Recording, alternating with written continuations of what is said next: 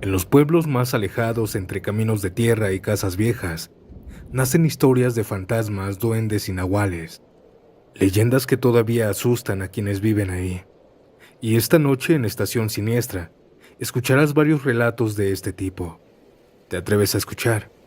Mi nombre es Santiago, y comencemos con la primera historia, que es bastante extraña.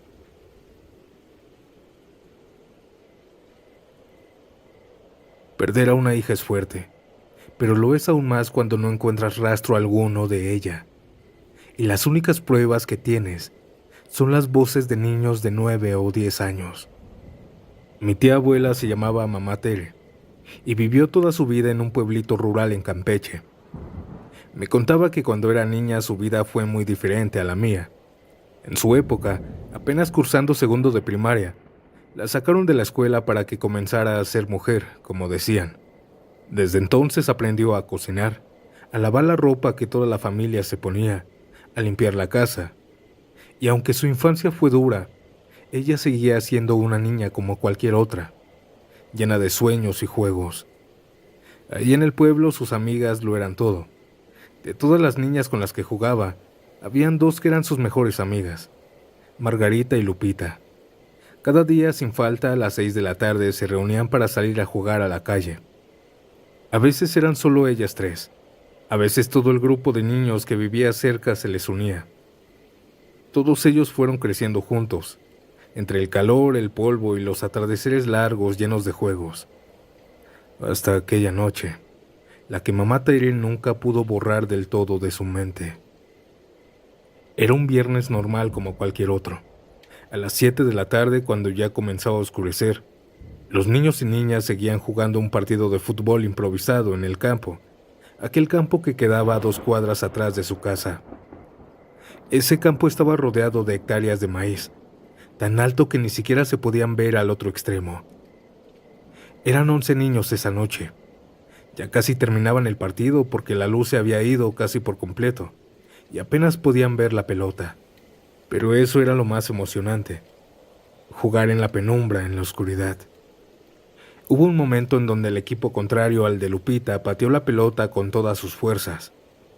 La pelota salió volando hasta perderse cerca de los maizales. Estaba cerca, así que Lupita, sin pensarlo 2 veces, corrió hacia allá para recogerla. Todos la vieron, pero lo que venía a continuación hizo que el tiempo pareciera detenerse. Entre los maizales salió un niño. Era más pequeño que ellos, con ropa hecha de trapos sucios, descalzo, de piel polvorienta. Y su cara no era normal. Estaba llena de arrugas profundas, como si hubiera envejecido 100 años en ese cuerpo pequeño. Aquel niño tomó el balón, sonrió de una manera extraña, torcida, y se adentró de nuevo al maizal. Pero antes le hizo una seña a Lupita llamándola, y sin decir una sola palabra, ella, como hipnotizada, comenzó a caminar tras de él. Los demás niños, incluido mamá Tere, empezaron a gritarle que regresara. Algunos corrieron tras ella, pero era como si Lupita no escuchara nada. Se metió en el maizal y un segundo después desapareció. El maizal apenas se movió. Solo hubo un breve crujido de hojas y tallos y luego nada. Nada, absolutamente nada. Cuando llegaron a donde la habían visto entrar, ya no había rastro de ella, ni huellas, ni su voz. El campo que antes había sido ruido y vida, ahora estaba lleno de un silencio aplastante. Buscaron hasta el cansancio. Gritaron por minutos su nombre, algunos lloraron, se arañaron las manos con las hojas cortantes del maíz. Se adentraron en equipo. Pero era como si Lupita nunca hubiera estado ahí. No había rastro de ella, ni de aquel extraño niño. Esa noche fueron a avisar a los padres de Lupita. Pronto todo el pueblo estuvo enterado. Las autoridades peinaron el campo de maíz con linternas, machetes, perros, pero no encontraron nada. Nada. Cuando los niños contaron que un niño extraño había salido del maizal y se la había llevado, nadie les creyó del todo. Algunos adultos y viejitos del pueblo dijeron que eran duendes, traviesos y crueles, que en esa zona hace ya mucho tiempo había un rumor de que se llevaban a los niños, que se alejaban al anochecer. Pero mamá Tere siempre repetía lo mismo. No fue que se perdiera caminando. Se adentró solo un poco y desapareció. Los años pasaron. El campo de maíz fue talado y la tierra quedó baldía. La vida siguió. Y con el tiempo, incluso para mamá Tere, aquel doloroso recuerdo se fue apagando, como un sueño malo que ya no duele al despertar. Hasta que muchos años después, ocurrió algo que reabrió aquella herida olvidada. Era una tarde cualquiera. Mamá Tere ya era una mujer adulta. Iba de regreso a su casa por un atajo que cruzaba cerca del viejo campo de maíz, que ahora era solo un terreno abandonado, cubierto de maleza. El calor se estaba desapareciendo y la noche comenzaba a caer, justo como aquella noche. Ella iba pensando en sus cosas, tranquila, cuando de pronto escuchó una risa de niña, fina, alegre, inocente y estremecedoramente conocida. Mamá Tere se detuvo en seco. Su corazón golpeó fuerte en su pecho. Esa risa era la de Lupita, la misma que tantas tardes había llenado el aire cuando jugaban. El sonido venía de entre la maleza, del mismo lugar donde años atrás el maizal se la había tragado. No se veía nada. No dijo nada, no caminó hacia allá. Solo se quedó quieta, sintiendo cómo el miedo antiguo subió por su espalda. La risa de Lupita se repitió una vez más. Era como si estuviera jugando con alguien. Mamá Tere no se atrevió a ir a buscarla. Ya habían pasado muchos años, era imposible. Desde esa vez, cada que podía, rodeaba el lugar o evitaba pasar por ahí al caer la noche. Pero desde ese día supo que algo, o alguien, seguía ahí, y que la risa de su mejor amiga de la infancia jamás se había ido del todo.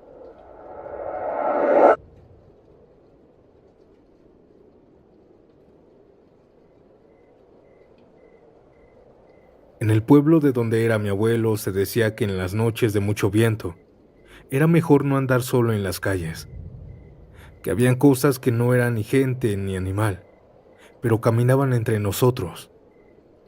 Yo no creía en eso, la neta, hasta que me tocó verlo con estos ojos. Fue hace años, cuando yo tenía como 17.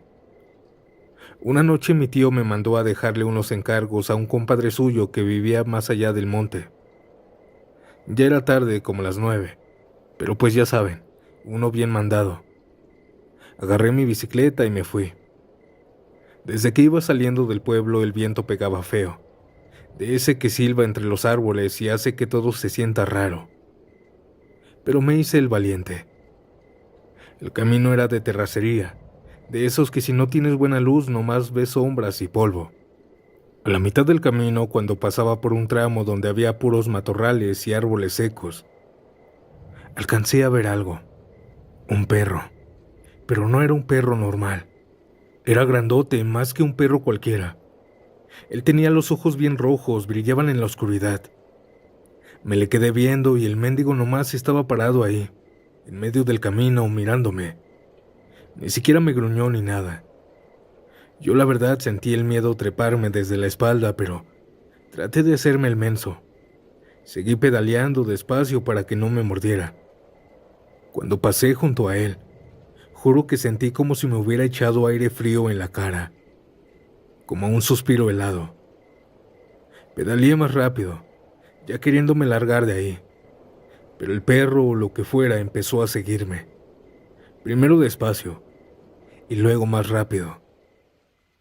Escuchaba sus patas pesadas pegando contra la tierra y aunque no volteaba, sabía que aquel perro venía atrás. Llegué a un cruce donde había una cruz blanca clavada en el suelo. de esas que ponen cuando alguien fallece en el camino. Y ahí fue donde me armé de valor y volteé. Pero ahora quien me seguía ya no era un perro, era un hombre. Un hombre flaco, encorvado y con la ropa como de manta, y la cara la tenía tapada con un sombrero. Se quedó parado viéndome. No decía nada, nomás respiraba pesado, como si le costara trabajo. Cuando tranquilizó su respiración, solo me gritó. Estuvo divertido. No sé cómo no me caí del miedo. Seguí pedaleando como loco, oyendo todavía sus risas atrás de mí. No me detuve hasta que vi las luces de la casa del compadre. Cuando llegué casi tirando la bicicleta, me metí corriendo. El compadre me vio a la cara pálido y nomás se rió. Me preguntó que por qué venía así y yo le expliqué. Me sentó, me dio un trago de mezcal, y mientras me lo tomaba él comenzó a cerrar sus puertas y ventanas algo agitado. Comenzó a gritarle a su esposa que había regresado el perro. También me contó que desde tiempos de su abuelo, se sabía que por esas tierras caminaban los nahuales, gente que sabía volverse animal para hacer de las suyas en las noches. No supe si reír o llorar. Lo único que sé es que esa noche no quise regresarme solo. Me quedé a dormir ahí, con las puertas bien cerradas. Y desde entonces, cada que soplaba el viento fuerte en el pueblo, la gente decía lo mismo. Hoy no salgas, porque el nahual anda suelto.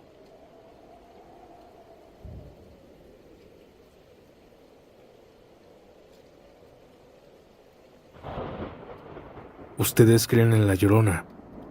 Mi nombre es Brandon y lo que voy a contarles es algo que no sé cómo explicarlo del todo. Algo que no me gusta recordar, pero que siento que necesito contar. Todo pasó en un pequeño pueblo de Guerrero, cerca del río Balsas. Es un lugar de esos que parecen atrapados en el tiempo, donde las casas aún son de adobe y las calles se llenan de grillos en las noches. Ahí creció mi tía Ana, y fue aquí donde, según ella, tuvo su primer encuentro con La Llorona. Yo siempre pensé que era solo una de esas historias viejas para asustarnos de niños, hasta que me tocó vivirlo en carne propia. Pero primero déjenme contarles la historia de mi tía. Hace más de 30 años, cuando mi tía Ana era joven aún, la mayoría de las mujeres del pueblo lavaban la ropa directo en el río. Ella me contó que una madrugada, cerca de las 4 de la mañana, decidió adelantarse para aprovechar el agua limpia y tranquila. El aire de esa mañana era helado. La brisa movía las ramas de los árboles y el sonido del río chocando con las piedras eran lo único que rompía el silencio, acompañado solamente por el coro incansable de grillos. Ana caminó por la vereda, llevando su cubeta y el jabón. Se agachó a la orilla del agua, arremangándose su falda y metiendo las manos en el río. El agua estaba helada, tanto que sentía como sus dedos se le entumecían cada que fregaba. Ella estaba tan concentrada lavando, frotando y enjuagando la ropa, que tardó en darse cuenta que no estaba sola. Cuando levantó la vista, ahí, al otro lado del río, había una mujer. La primera impresión no fue de miedo. Era común ver a otras mujeres madrugar para lavar ropa. Pero algo no le cuadraba. La mujer estaba hincada, a un par de metros de la orilla del río y sin ninguna cubeta, sin ropa para lavar. Solo tenía sus manos cubriéndose la cara, los hombros temblando suavemente como si llorara en silencio. Su cabello era larguísimo, negro, tan largo que las puntas tocaban el agua, y con la brisa se mecía lentamente. Ella vestía un vestido blanco sucio que ondeaba con el viento. Mi tía intentó no prestarle atención, pensando que quizá era alguna mujer del pueblo pasando un mal momento. Ella siguió lavando, pero no pudo evitar espiar de reojo. Fue entonces cuando notó que la mujer ya no estaba hincada. Ahora estaba de pie, justo al borde del agua. Ana pensó que tal vez iba a meterse al río para bañarse. No era raro. Pero lo que vio a continuación le heló la sangre. La mujer no se hundió en el agua. No hizo ruido al caminar. Simplemente flotó. Flotó a escasos centímetros sobre el agua, deslizándose lentamente río abajo. Y en ese momento comenzó a escucharse un lamento. No era un llanto común. Era un lamento profundo, melancólico, que parecía venir de lo más hondo del corazón, lleno de dolor y de desesperanza. El primer lamento fue suficiente para que mi tía soltara todo y saliera corriendo. Salió como alma que lleva el diablo. Mientras corría, escuchó el segundo lamento, ahora más fuerte, casi como si le gritara directo al oído. Y un tercero después, ya más lejano, que parecía perderse entre los árboles. Ana apenas podía respirar del miedo. Sus piernas se enredaban en las faldas, trompezando cada paso. Cuando llegó a su calle, vio cómo todo el pueblo parecía haberse congelado. Los perros aullaban, otros se escondían bajo los portales. Los caballos que estaban por ahí pateaban los establos. Todo estaba impregnado por ese lamento que parecía no tener un origen claro. A veces se escuchaba muy lejos, a veces cerca, y a veces que provenía de todos lados. Su mamá ya la estaba esperando con la puerta abierta. «Métase, córrale, métase que ahí anda la llorona», le gritó. Ella entró de golpe, trompezando, con el corazón a punto de estallar. Durante largos minutos ambas permanecieron sentadas junto a la puerta, escuchando cómo aquella alma en pena recorría el pueblo, lamentándose. Cuando finalmente el silencio volvió, mi tía quiso hablar, contar lo que había visto, pero no pudo.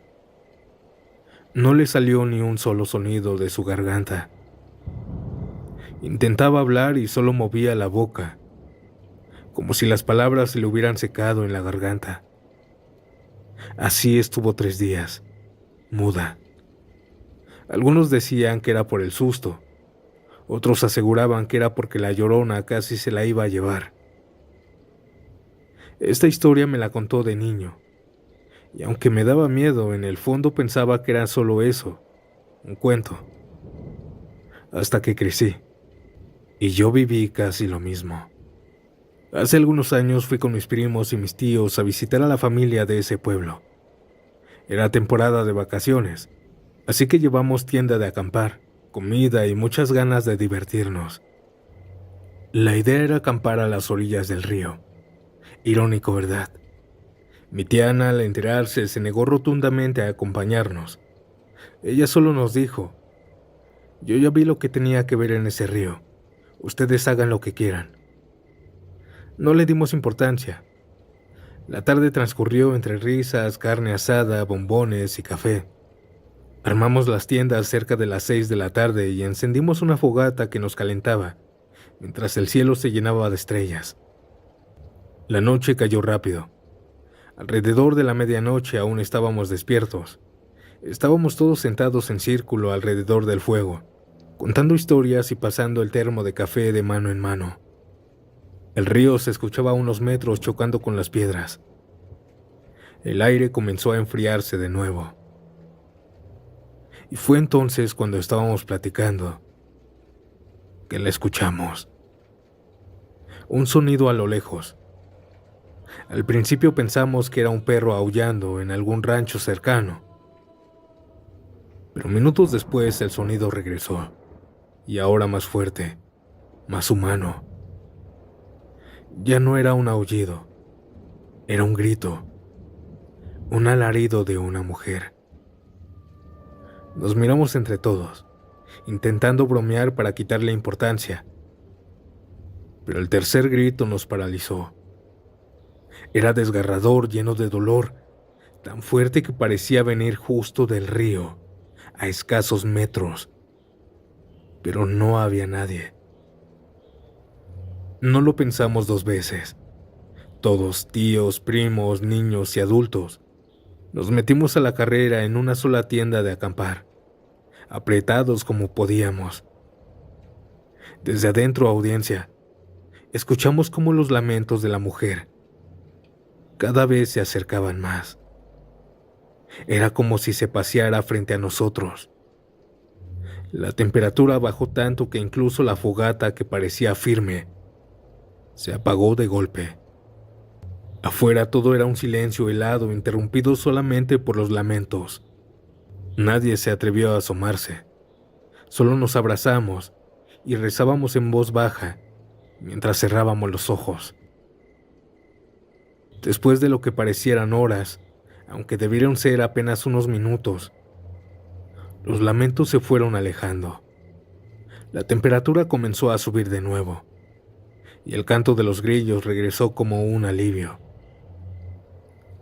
Cuando salimos vimos la fogata apagada, solo las cenizas tibias ahí estaban.